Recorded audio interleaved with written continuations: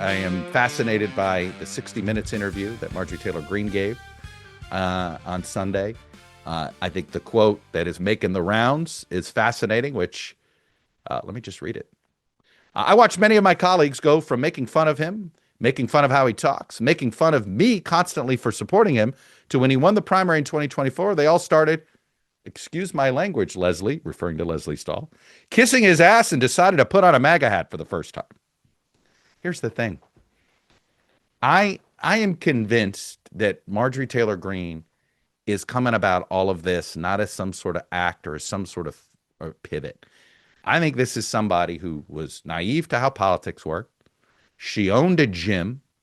She lived in her own world, didn't like what she saw, got caught up in the Trump movement, maybe believed that he wasn't a bullshitter, believed this bullshit, and then is like realizing sort of it. And it's taken, it's sort of a little bit at a time because she doesn't she does, it's almost as at first she thought this is where I'm wondering, did she think political theater was the way you were supposed to do this? And then she realized, she just got the wrong introduction to what politics was. She only got the introduction through the prism of Trump, but she actually thought these folks believed in something.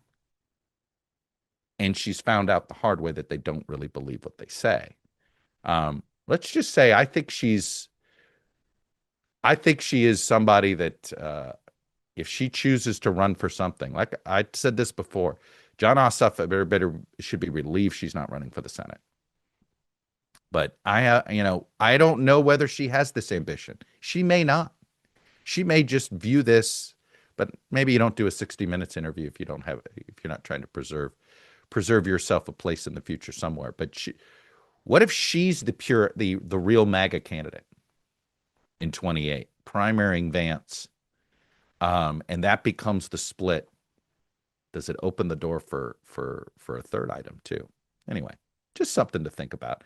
The other story that's sort of roiling Washington is the shocking unpopularity of all four congressional leaders right now. And we've been in periods like this before, sort of after sort of the fall of Jim Wright in the late 80s. There was a period between sort of the Wright speakership and the Gingrich speakership where it just felt like there was just not a lot of great leadership on Capitol Hill, and both parties were going through a transition. And then you sort of got, that's when sort of Gephardt and Gingrich stepped in, and then they created some stability, and you had Mitchell and Dole for a little bit. We went through a period, I think, where when Daschle lost, and you had like Lott and Frist, and there was a lot of unsteadiness of congressional leadership there in sort of the mid-aughts. And then you got sort of some stability again, the rise of Pelosi on the left, the rise of Boehner on the right, Mitch McConnell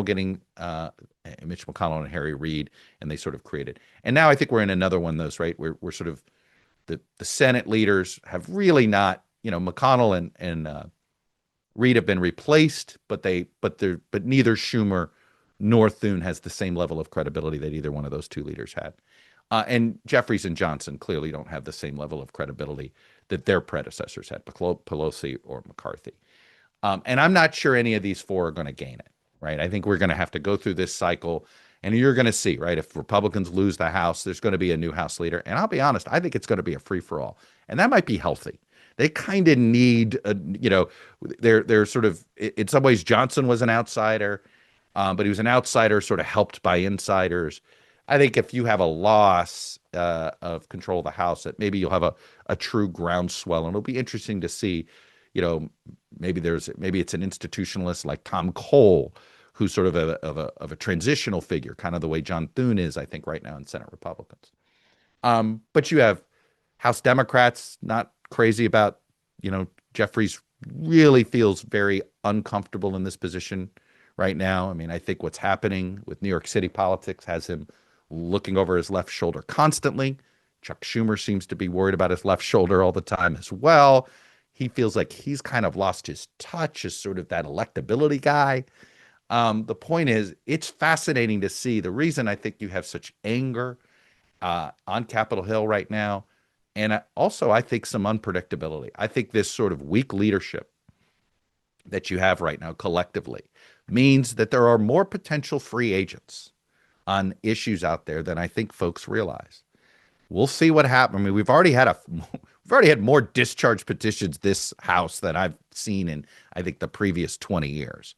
And that, the more discharge petitions you have, the more you have a leader that doesn't have control of their own party. So, if you told me you get some strange bedfellows getting together on healthcare subsidies, strange bedfellows getting together on tariff policy, I think all of that is possible because you have right now Thune, Schumer, Jeffries, and Johnson do not have, they can't rule by fear, right? None of them can. I guess Trump can put some fear into some of these folks, but I think the fear of Trump is starting to fade, as we've seen with Marjorie Taylor Greene and others. And there isn't a lot of respect for for the political acumen of the quartet that I've just talked about. So it is. I'll just say I feel like I haven't seen this kind of collective congressional leader weakness really since that sort of period in between Wright and Gingrich, and then I think the period in between sort of the fall of Hastert and DeLay before sort of Pelosi took over, and that whole sort of period of Lott and Frist really before McConnell took over. So we're definitely in a transition. If you told me we have 4 brand new leaders in January 2027, I wouldn't fully be surprised, but I definitely expect that the 4 we have today, that I think there's a good chance none of the 4 are there by January of 2029. Part of it is I think the shelf life of a congressional leader these days is getting shorter and shorter. The impatience of political leaders, especially if we're electing a different type of member of Congress and a different type of senator who are more worried about communicating with the base, communicating with the public than they are with legislating. And if we sort of our Congress gets reoriented to more sort of media savvy elected members rather than legislative savvy members, it means I think we're going to go through we may cycle through quite a few congressional leaders because everybody's kind of their own political leader and political party at this point, right? With how we're transitioning, particularly this new generation of elected officials, and I think that's translated, and it probably explains why the leaders themselves know that they don't control the bully pulpit. They don't really control they don't have that much ability to prevent donors from giving money to some of these folks. The weakness of the political parties, the weakness of the congressional leaders, it's all led to what feels like a bit of instability in Congress right now. And like I said, the possibility, I think we could see some strange runaway legislative compromises show up in the next 6 months simply due to this weak leadership that we're all experiencing. There's a reason results matter more than promises. Just like there's a reason Morgan & Morgan has become America's largest injury law firm. For the last 35 years, they've recovered $25 billion for more than 500,000 clients. It includes cases where insurance companies offered next to nothing, short of shortchanging, seeing if they could get away with it. And Morgan & Morgan fought back, and they won millions. In Pennsylvania, one client was awarded $26 million. It was a staggering 40 times the amount that the insurance company originally offered. That offer, $650,000, whatever it took to sort of get away without paying.